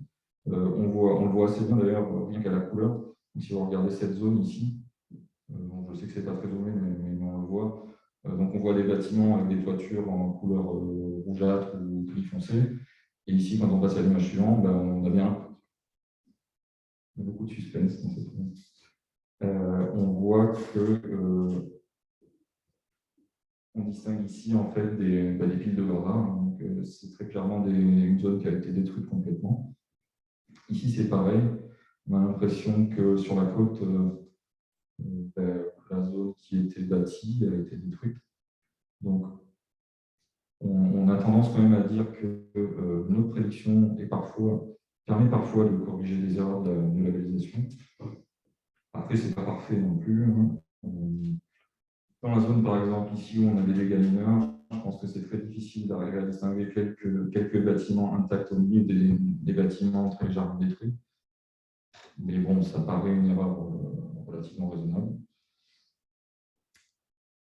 Et ce qu'on remarque quand même, c'est aussi qu'on a une cohérence spatiale qui est quand même assez bonne, c'est-à-dire qu'on a peu de bâtiments qui sont labellisés de deux classes différentes. Ça peut être le cas sur quelques zones, ici par exemple, mais la plupart du temps, on a une bonne cohérence spatiale dans notre résultat. Et on a encore les mêmes erreurs que ce que je constatais avant sur la détection du bâtiment, c'est-à-dire ici le bâtiment, donc, des serres, ici la zone de construction avec des garages, qui forcément est toujours labellisé comme bâtiment et toujours les terrains de sport. Voilà. J'enchaîne un peu maintenant donc, sur les différentes stratégies qu'on a testées pour essayer d'améliorer tout ça. Donc c'était assez exploratoire. Et de toute façon, c'est le but de l'étude, d'essayer de voir qu'est-ce qu'on pouvait faire. Ce qu'on s'est dit, c'est qu'on a quand même un contexte où on a certaines classes qui sont vraiment simples par rapport à d'autres qui sont vraiment complexes. Et pourquoi pas essayer de spécialiser plusieurs réseaux de neurones, chacun identifier une des classes de dégâts. C'est ce qu'on a essayé de faire. Donc. Et pour ça, on a entraîné donc 4 réseaux, chaque fois donc, qui étaient spécialisés pour reconnaître une des classes. Sachant qu'après, on avait forcément le besoin de faire une fusion des résultats. Et donc, on a fait une fusion itérative en commençant par une classe, puis en labellisant les pixels qui avaient été identifiés comme non appartenant à la première classe, ainsi de suite en itérant. L'idée, c'était de commencer, bien sûr, par la classe la plus simple à reconnaître, pour ensuite progressivement s'intéresser aux pixels restants qui eux, appartenaient forcément aux classes restantes. Ce qu'on a constaté, c'est que ce n'est pas si simple que ça, parce qu'en fait, en faisant ça, certes, on obtient des réseaux plus spécialisés, mais on repousse le problème un peu dans la partie fusion des résultats. On a une stratégie relativement simple, là, comme je viens de vous le dire. Et en fait, si on compare, la première ligne ici, vous avez le réseau qui travaille directement en multiclasse, un seul réseau. Ici, la fusion des résultats de 4 réseaux, chacun entré sur chacune des classes. Ce qu'on voit, c'est sur la première classe qui a été fusionnée, on a gagné un petit pourcent. Sur la deuxième classe, on perd 1%. Et en fait, pour les classes qu'on fusionne en dernier, on a une dégradation des performances progressive. Et donc, en fait, au final, on obtient un résultat qui est pire que ce qu'on avait en faisant directement tout avec un seul réseau. On s'est quand même demandé si le problème n'est pas uniquement de cette classe dégâts mineurs qui est quand même très complexe à définir même. Et puis en plus, on sait que nous, notre utilisateur, avec les discussions, les potentiels utilisateurs, avec la discussion avec le CNES, n'étaient pas forcément intéressés en une séparation aussi détaillée. Et on a essayé de voir si on ne pouvait pas fusionner ces deux classes pour obtenir des meilleurs résultats. Donc déjà, ce qu'on voit, c'est que si on reprend le réseau qui travaille en 4 classes, juste en fusionnant les deux classes dégâts mineurs majeurs, déjà, on obtient des résultats qui sont bien meilleurs. Et si on essaye la même stratégie, donc avec plusieurs réseaux binaires travaillant chacun sur une classe, on retombe encore une fois sur le même problème. En fait. Donc ici, c'est moins pire qu'avant parce qu'on n'a plus cette classe qui était très embêtante. On a fusionné les deux classes les plus proches, mais on a quand même une perte de performance due en fait, au problème de fusion. Donc, évidemment, on pourrait essayer de mettre en place une méthode plus complexe de fusion des résultats. Maintenant, c'était, comme je disais, c'était assez exploratoire. On ne voulait pas forcément aller beaucoup plus loin dans cette piste-là. On avait déjà des premiers résultats intéressants qui tendaient à montrer qu'on n'avait pas forcément amélioré beaucoup. Et donc, on a essayé une dernière stratégie un peu différente où on s'est dit si on veut quand même conserver les 4 classes, peut-être qu'on peut d'abord résoudre le problème avec 3 classes, puis ensuite essayer de reséparer la classe intermédiaire en deux. Donc, c'est-à-dire, on fait une première classification avec 3 classes de dégâts, et ensuite, les pixels qui appartiennent à la classe médiane, eh ben, on les reclassifie en deux. Je vais un peu vite pour accélérer, mais en gros, ça ne va pas nous donner non plus de bons résultats. Mais bon, c'est quand même intéressant de considérer les approches, de remettre en cause un peu l'approche on fait tout en une fois et d'essayer de faire décortiquer le problème pour essayer de le reséparer en sous-problèmes plus simples. Mais finalement, ici, ça n'a pas porté ses fruits. Enfin, donc, la dernière étape de notre travail, donc, on a fait tous ces travaux-là que je vous ai montrés, ils ont été faits sur la base de données IQ2. Et le CNES, lui, il ne dispose pas des satellites dont les images étaient présentes dans la base de données IQ2, c'est-à-dire les WorldView et GeoEye, mais lui, il dispose par contre d'images de Pléiades. Et donc, on voulait voir qu'est-ce que donnaient les réseaux qui avaient appris sur la base de données IQ2 lorsqu'on essayait de les confronter à une donnée Pléiade. Donc ici, en fait, c'est des tests de généralisation. On essaye de voir comment se comporte un réseau sur des données différentes de celles qui ont été utilisées pour son entraînement. Sachant qu'ici, donc je vais en parler ici, en fait, on a des données qui sont d'une résolution assez similaire, c'est-à-dire qu'avec une imagerie Pléiade, on a une résolution de 70 cm en pan-Sharpen, par contre. C'est-à-dire qu'on a utilisé une image panchromatique à 70 cm pour améliorer l'image multispectrale qui avait été à 2 mètres.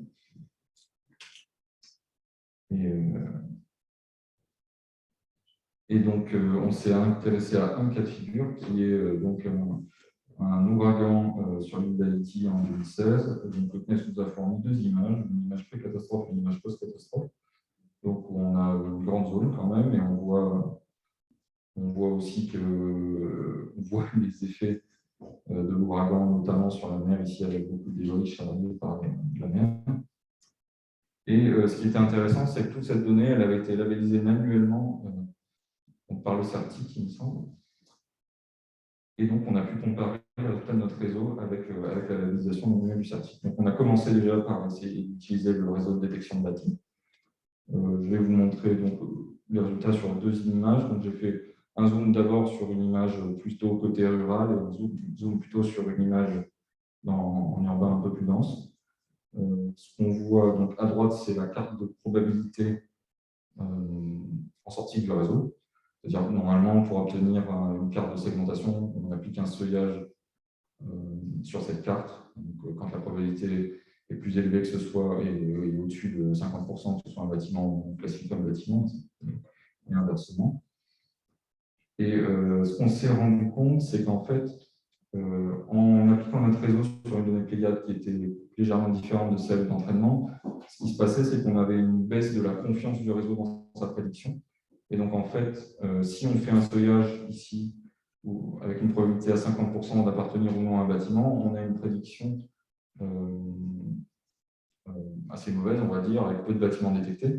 Et en fait, si on baisse un peu le seuil de prédiction, c'est-à-dire qu'à partir, je n'ai pas la valeur exacte en tête, mais si on dit, ben voilà, au-dessus, tant que le réseau prédit qu'il y a 40% de chances que ce soit un bâtiment, ben on va le labelliser comme bâtiment. Et ben en fait, en baissant ce seuil, on arrive à obtenir une prédiction qui est assez bonne.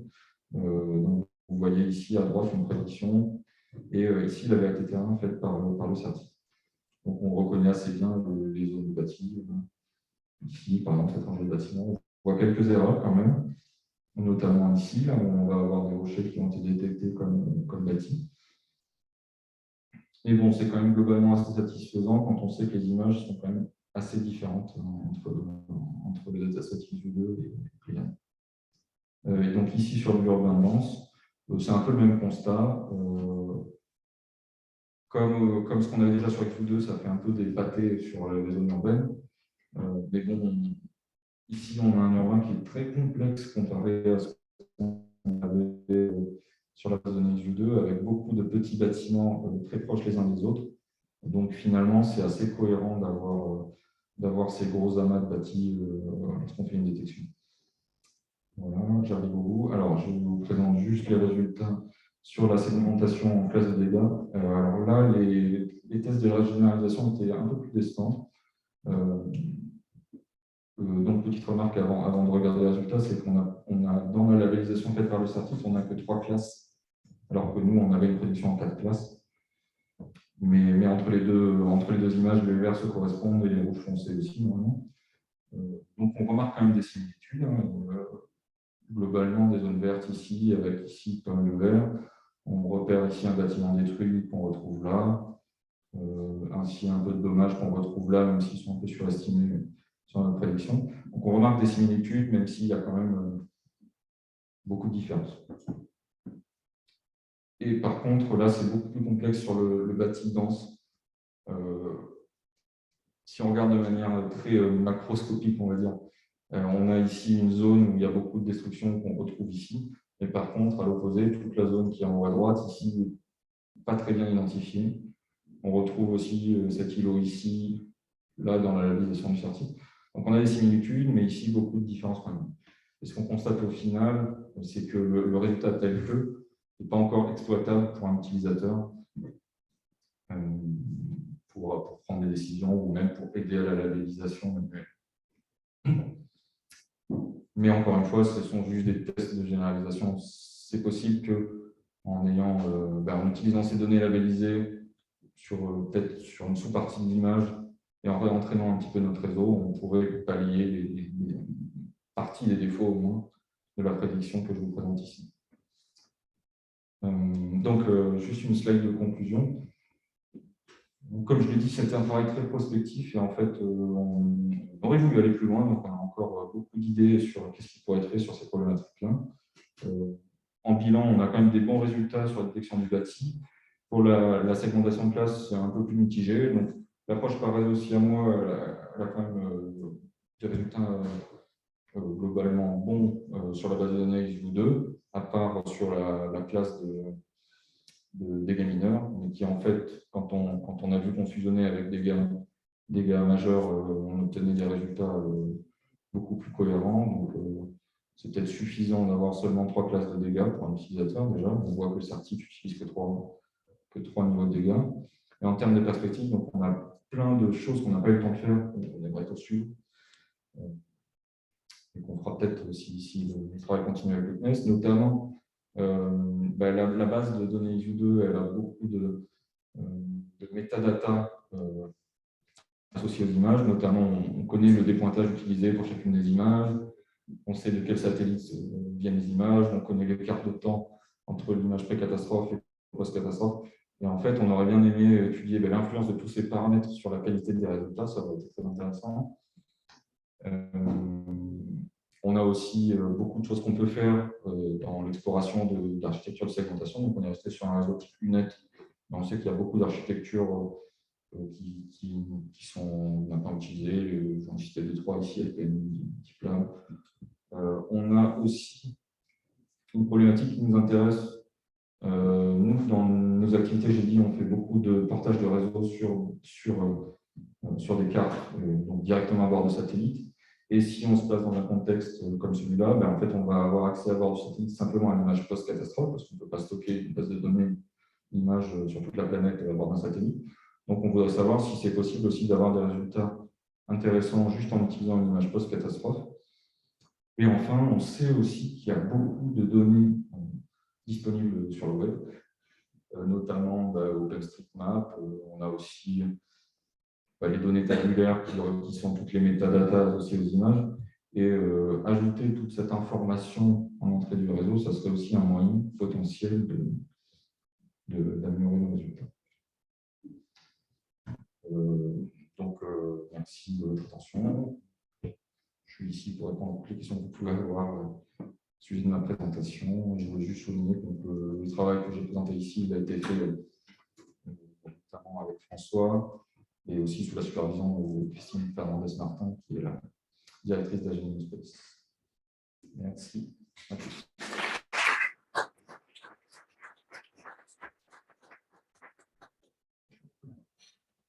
Je suis ouvert aux questions. Je ne sais pas comme ça. Est-ce que je répéterai la question pour les. Pour le réseau, dans l'apprentissage, vous avez un nombre de classes qui est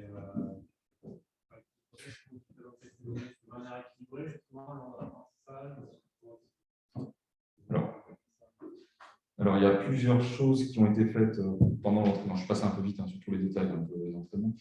Mais d'abord, dans la LOS qu'on utilise, on a une pondération qui est faite en fonction de la classe. Donc, quand elle est plus représentée, on va avoir une pondération un peu plus faible dans la LOS. Et en plus de ça, quand on a fait l'entraînement, on a utilisé de la stratification, c'est-à-dire pour faire en sorte que, notamment, les différents types de catastrophes soient représentés de manière à peu près uniforme pendant l'entraînement, dans la construction des badges, ainsi de suite. Et il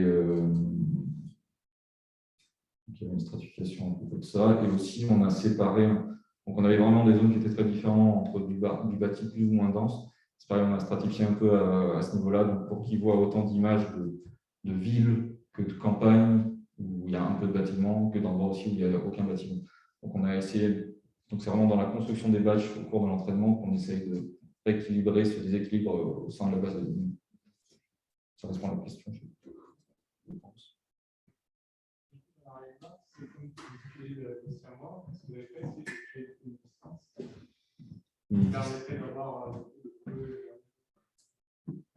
Ah oui, oui. Alors, c'est aussi j'en ai pas parlé dans les perspectives. Parce que ce que tu veux dire, c'est que finalement, ce qu'on essaye de prédire ici, ça pourrait être vu aussi comme une quantité continue, parce qu'il y a une relation entre les quatre classes. C'est cette idée-là, je pense que du fait, par exemple, si on disait pas de bâtiment, pas de dégâts, c'est 1, et beaucoup de dégâts et complètement détruit, c'est 4, on pourrait essayer de prédire une valeur vers une régression, en fait. Alors, on n'a pas essayé, mais c'est quelque chose qui pourrait être, qui je pense serait intéressant. Comme ça éviterait tous les problèmes d'ambiguïté, en fait, entre la définition des niveaux de dégâts. Donc, oui, c'est une perspective qu'on avait en tête, mais qu'on n'a pas eu le temps de tester. Merci. Et la question, du coup, c'est, comme vous l'avez montré, il y a avec le terrain, vous avez aperçu que ça ne va pas du tout. Est-ce que vous avez pensé aussi à comment nettoyer en fait, les bases initiales? On ne s'est pas trop penché sur ce problème-là. Mais en plus, je suis passé un peu vite sur ce point-là, mais on a aussi une problématique que je n'ai pas évoquée, c'est qu'on a des images pré-catastrophes qui sont potentiellement 3 ans avant la post-catastrophe. Donc potentiellement, on a des bâtiments qui ont été construits après l'image pré-catastrophe aussi. Et on a toutes ces problématiques-là qu'on n'a pas essayé de gérer particulièrement. Mais effectivement, il y aura un travail aussi à faire là-dessus. Et une chose qui était proposée notamment au sein du challenge, c'était vraiment de séparer aussi le problème en deux, c'est-à-dire de faire une détection du bâti. Et ensuite, la prédiction de dégâts, en fait, on l'a fait que sur les endroits où on a détecté du bâti. Ça paraît assez logique. Et on a essayé de faire ça, mais en fait, ce qu'on s'est rendu compte, c'est qu'en faisant le tout d'un seul coup, on avait des résultats qui étaient aussi bons. Donc, on ne s'est pas forcément embêté avec ça, mais ça pourrait aussi éventuellement permettre de filtrer certaines choses, par exemple des bâtiments qui sont apparus, qui n'étaient pas là avant, ainsi de suite. Mais je suis un peu perdu dans la réponse.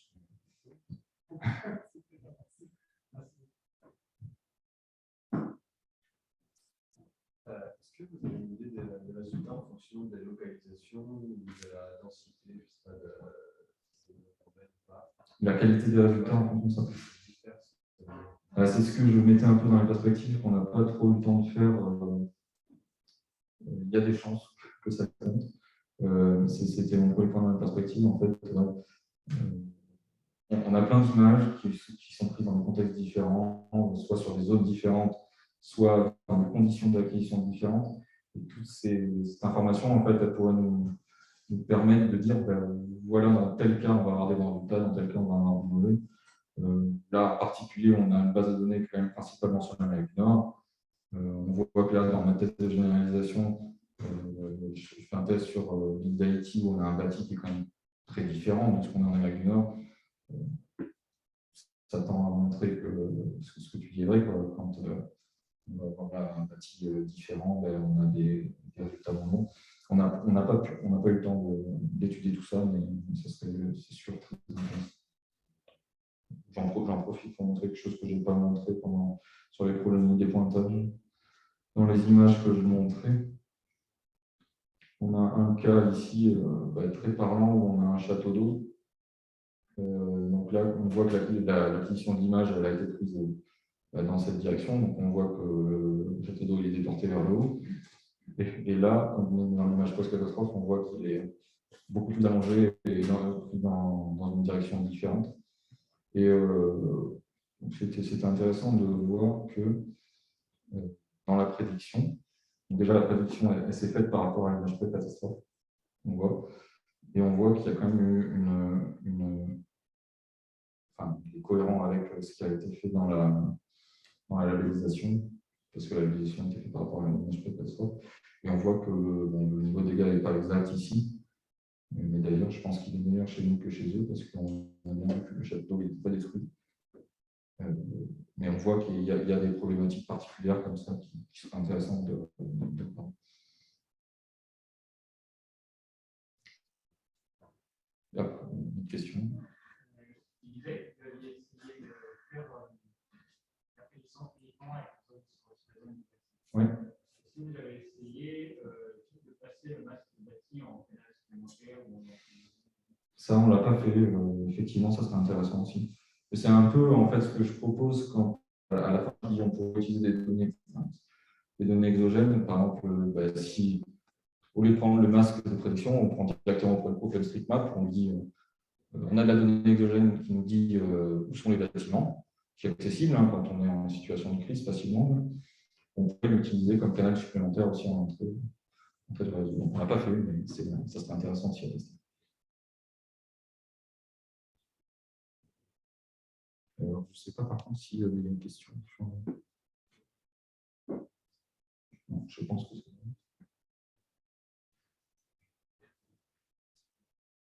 Je me demande si jamais il y avait une disponibilité aussi les données, les latitudes de terrain. Des modèles numériques de terrain. Effectivement, ça pourrait être intéressant, typiquement sur des catastrophes où on est sur des inondations, des choses comme ça, connaître le modèle numérique de terrain, ça nous donne des indices sur est-ce qu'il va potentiellement y avoir des dégâts, tout ça. Donc, effectivement, ça serait aussi une donnée qui serait intéressante de considérer. En fait, on se rend compte qu'il y a plein de choses additionnelles qu'on pourrait ajouter pour améliorer nos prédictions. Et aussi, je me demande si vous avez cherché à comprendre, à interpréter ce qu'il a trouvé les modèles. Comment ça? Alors, vous voulez dire les différences? Comment est-ce qu'il décide les réseaux? Essayer de comprendre comment il fait sa décision. Déjà, tout le monde sait que c'est une chose qui est assez complexe à faire. Oui, je comprends. Et on n'est pas allé sur ce terrain-là.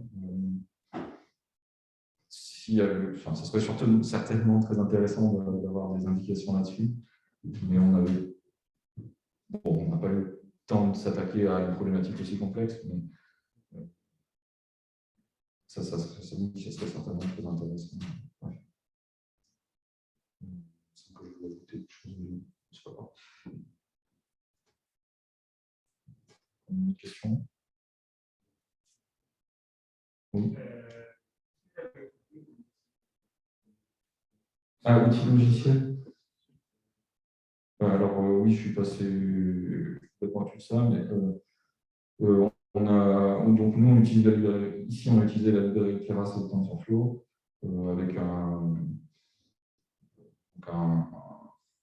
ensemble d'outils qu'on a développé en interne à Genium qui nous permettent de faire tous les tests que je vous ai présentés aujourd'hui et d'autres aussi. Je ne sais pas si ça répond à la question, mais ce n'est pas public sur LinkedIn, si c'était ça la question. Mais après, on utilise des outils.